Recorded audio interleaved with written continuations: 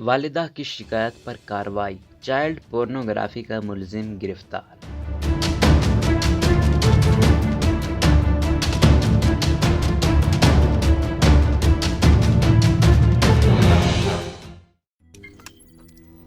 روزنامہ قدرت کی ویڈیو دیکھنے کے لیے ابھی یوٹیوب چینل پر سبسکرائب کریں اور بیل آئیکن پر بھی کلک کریں۔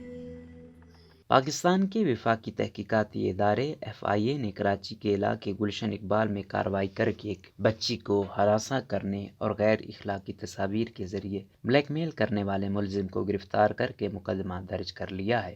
FIA کے مطابق ملزم کا موبائل چیک کیا گیا تو متاثرہ بچی کی کئی تصاویر بھی ملی ہیں۔ گرفتار ملزم قاری ہے جو بچی کو ہراساں کرنے کے ساتھ ساتھ غیر اخلاقی حرکتیں بھی کیا کرتا تھا۔ FIA سائبر کرائم سرکل کے مطابق ملزم بچی کو غیر اخلاقی تصاویر کے ذریعے بلیک میل کر کے پیسوں کا تقاضا کر رہا تھا۔ ملزم نے بچی کی تصاویر اس کی والدہ کو بھیج کر پیسوں کا مطالبہ کیا اور رقم نہ دینے پر بچی کی تصاویر سوشل میڈیا پر وائرل کرنے کی دھمکی بھی دی۔ FIA سائبر کرائم سرکل نے 13 برس کی بچی کی والدہ کی شکایت پر کارروائی کرتے ہوئے ملزم کو گلشن اقبال سے گرفتار کیا۔ پورنوگرافی سے کیا مراد ہے؟